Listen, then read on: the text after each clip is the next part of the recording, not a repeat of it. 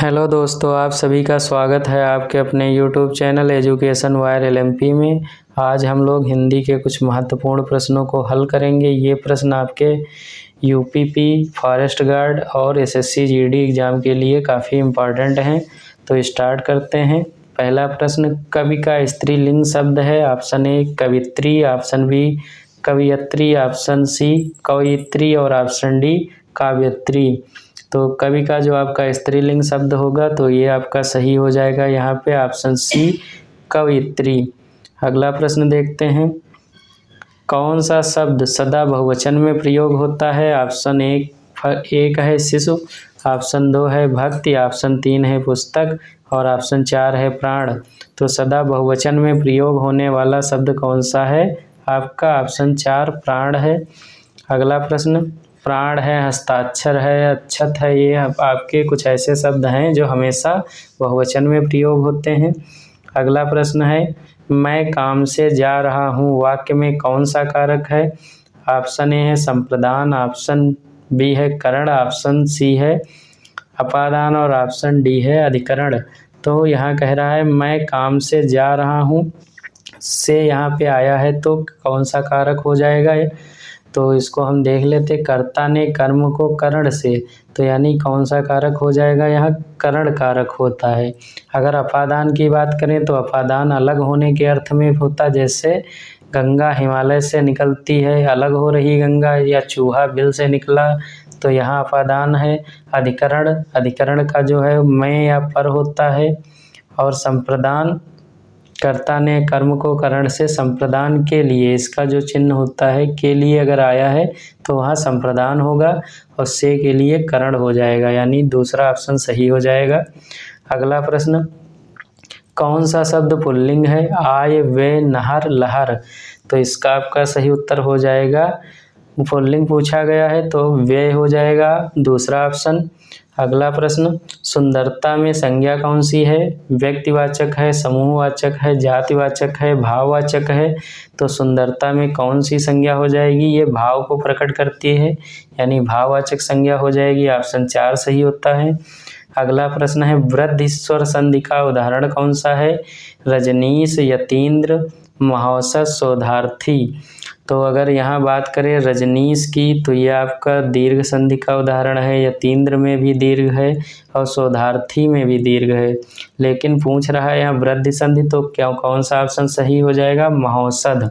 महा प्लस औषध, इसको तोड़ेंगे तो आपका बनेगा महा प्लस औषध, तो ये मिलके महौषध हो जाता है, औ में परिवर्तन हो जाता है। अगला देखते हैं, प्रत्यक्ष का संधि विच्छेद है प्रति प्लस अच्छ, ऑप्शन 2 प्रति प्लस अच्छी, ऑप्शन 3 है प्र प्लस त्यक्ष और ऑप्शन 4 है प्रत्य प्लस अच्छ। तो अगर बात करें यहाँ पे प्रत्यक्ष का संधि विच्छेद क्या हो जाएगा, तो इसका आपका ऑप्शन सही हो जाएगा, ऑप्शन यहाँ पे सही हो जाएगा प्रति प्लस अच्छ, प्रत्यक्ष हो जाएगा, क्योंकि इसको जब तोड़ेंगे तो ये आपका यहाँ से प्रति है, तो प्रति का ये छोटी और अच्छ से आ, ये मिलके या में जो है बदल जाएंगे, तो आपका बचेगा इधर प्रत बचेगा, प्रत, और या में जो परिवर्तन हो गया इसको ले लेंगे और छा ले लेंगे, तो इनको जब मिलाएंगे यहाँ हलंत रहेगा तो ये आधेता में बदल जाएगा, प्रत्यक्ष हो जाएगा। ये आपका यड़ संधि का उदाहरण है, तो इसका संधि विच्छेद प्रति प्लस अच्छ, ऑप्शन 1 सही होगा। अगला प्रश्न है, जलमग्न शब्द में कौन सा समास है। तो जलमग्न का मतलब क्या होता है, जल में मग्न, यानी जल में डूबा हुआ, तो यहाँ तत्पुरुष समास आपका हो जाएगा। अगर कर्मधारय बात करें तो उसमें विशेषण आता है, द्वंद्व में 2 शब्द आते हैं एक दूसरे के विपरीत होते हैं, बीच में जो आपका डैश लगा होता है। अव्ययी भाव समास जो है उसमें कोई ना कोई अव्यय जुड़ा होता है, जैसे यथा, प्रथा, अनु, अधि, स्ता, इस तरीके से। तो जल में मग्न में आपका कारक क्या हुआ, में आपका जो है कारक चिन्ह आ गया, तो जिसमें भी कारक चिन्ह आएगा वो आपका तत्पुरुष समास के अंतर्गत आ जाएगा, ऑप्शन 3 सही हो जाएगा। अगला प्रश्न देखते हैं, लड़की चौलड़ी पहने हैं रेखांकित में समास है। कौन सा द्विगु समास है, बहुब्रीहि समास है, अव्ययी भाव समास है या द्वंद्व समास है। तो यहाँ चौलड़ी जो है आपका ये संख्या को दर्शाता है, चौलड़ी यानी 4 लड़ी। तो जब भी कोई संख्या को दर्शाए तो संख्या को जो दर्शाएगा तो उसमें आपका द्विगु समास हो जाएगा।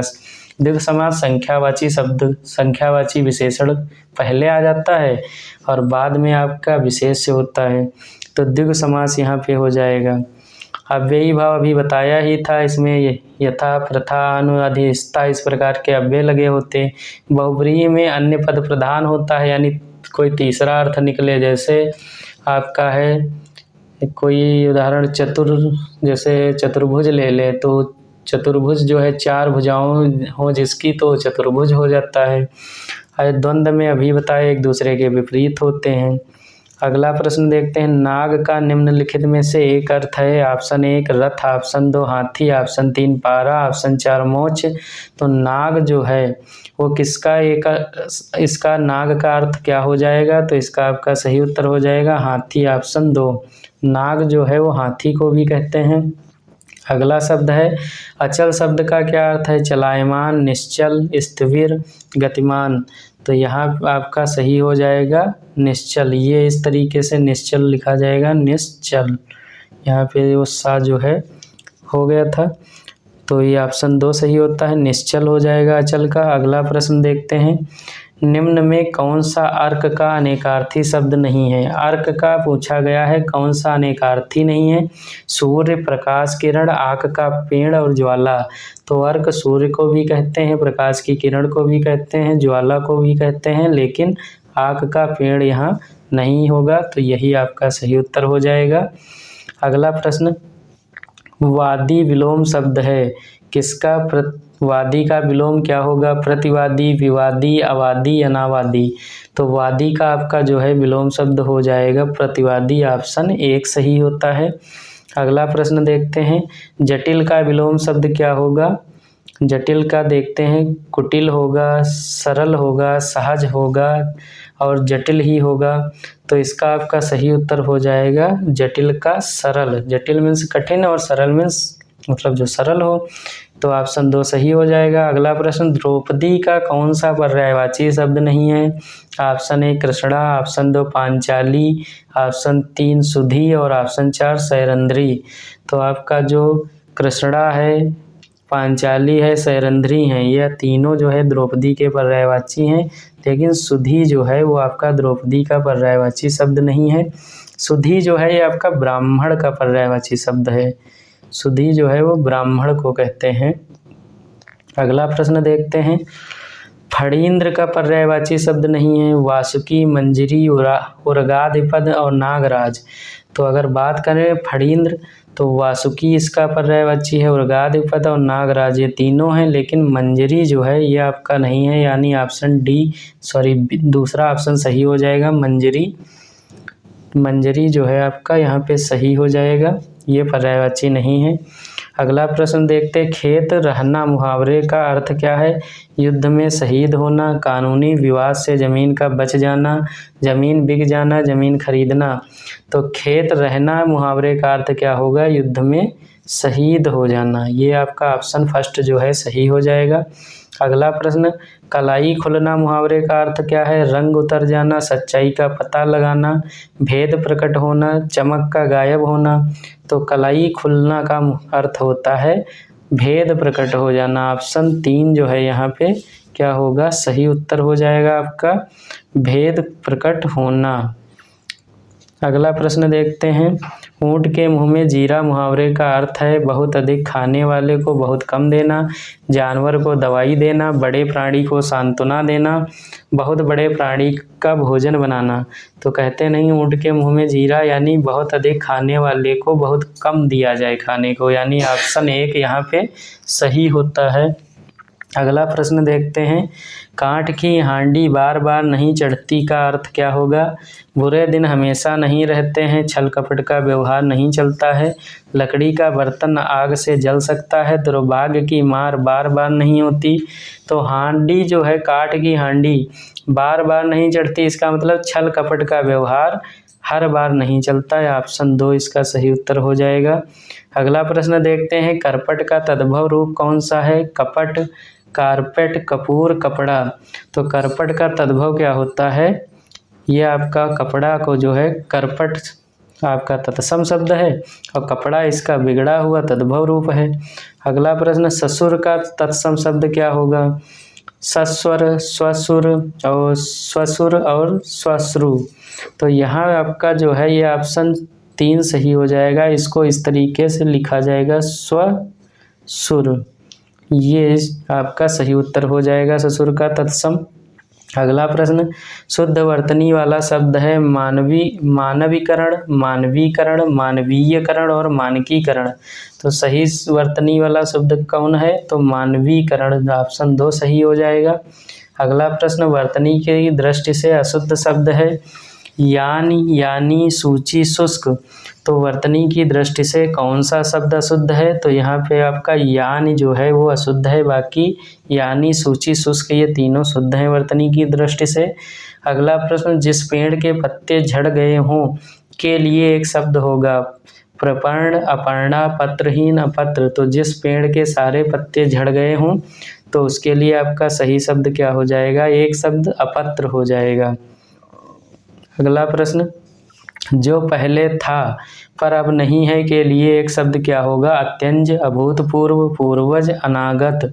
तो जो पहले था अब नहीं है इसके लिए एक शब्द क्या हो जाएगा? पूर्वज। ऑप्शन सी यहाँ या तीसरा ऑप्शन सही हो जाएगा। अगला प्रश्न, यह आपका जो है रस से है, फड़क रहे थे अति प्रचंड भुजदंड शत्रु मर्दन को। इसमें कौन सा रस है? तो इसमें आपका हो जाए रौद्र होगा, वीर रस होगा, भयानक होगा या बीभत्स होगा। तो यहाँ है फड़क रहे थे अति प्रचंड भुंज दंड शत्रु मर्दन को। ये वीर रस का आपका जो है उदाहरण है, ऑप्शन 2 सही होता है। अगला प्रश्न देखते हैं, श्री कृष्ण के सुन वचन अर्जुन क्रोध से जलने लगे, सब शोक अपना भूल कर करतल युगल मलने लगे। में कौन सा रस है? तो अद्भुत है रस, भयानक रस है, वीर रस है, रौद्र रस है। तो यहाँ आपका कौन सा सही हो जाएगा? यहाँ आपका सही हो जाएगा रौद्र रस, ऑप्शन 4। ये जब कृष्ण जो है वो गीता का उपदेश देते हैं तो उसके बाद अर्जुन जो है वो क्रोध से जलने लगते हैं और युद्ध के लिए तैयार हो जाते हैं, यानी उनके अंदर रौद्र उत्पन्न हो जाता है। ऑप्शन 4 जो है सही होता है। अगला प्रश्न, ये आपका अलंकार से है, जेते तुम तारे तेते नभ में ना तारे हैं। में कौन सा अलंकार है? अनुप्रास है, यमक है, श्लेष है, इनमें से कोई नहीं। तो इसका क्या हो जाएगा? देखो 2 बार तारे आया है और इसका अर्थ अलग अलग है। तो जब कोई शब्द एक से अधिक बार आए, अर्थ अलग अलग हो, तो वहाँ आपका यमक अलंकार हो जाएगा, ऑप्शन 2। जैसे कनक, कनकते, सौगुनी, मादकता, अधिकाय, उसमें कनक के 2 अलग अलग अर्थ हैं, जैसे सोना, धतूरा। अगला आज का अंतिम प्रश्न है, उदित उदयगिरि मंच पर रघुवर बाल पतंग। में कौन सा अलंकार है? उपमा, उत्प्रेक्षा, रूपक, अतिशयोक्ति। तो यहाँ आपका कौन सा सही हो जाएगा? उदित उदयगिरि मंच पर रघुवर बाल पतंग। ये उस समय की घटना का यहाँ पर जिक्र किया गया है जब जो है श्री राम जी मंच पर चढ़कर धनुष जो है उसकी प्रत्यंचा चढ़ाने जाते हैं। तो ये आपका रूपक अलंकार जो है उसका उदाहरण है। तो इस तरीके से हमने आज 30 प्रश्नों को हल किया। ये प्रश्न आपके जितने भी जैसे यूपी टेट हुआ, फॉरेस्ट गार्ड हुआ और आपका यूपीपी हुआ, इन सभी के लिए काफ़ी इम्पॉर्टेंट प्रश्न हैं। तो नेक्स्ट वीडियो में भी ऐसे ही प्रश्नों के साथ आपको मिलेंगे। तो नेक्स्ट वीडियो की नोटिफिकेशन पाने के लिए आप अपने YouTube channel education wire LMP को सब्सक्राइब कर लीजिए, बेल आइकॉन को दबा दीजिए, जिससे कि नेक्स्ट वीडियो की नोटिफिकेशन आप लोगों को मिल जाए। और ज़्यादा से ज़्यादा आप लोग शेयर कर दीजिए इसको। फिर नेक्स्ट वीडियो में मिलेंगे, तब तक के लिए जय हिंद।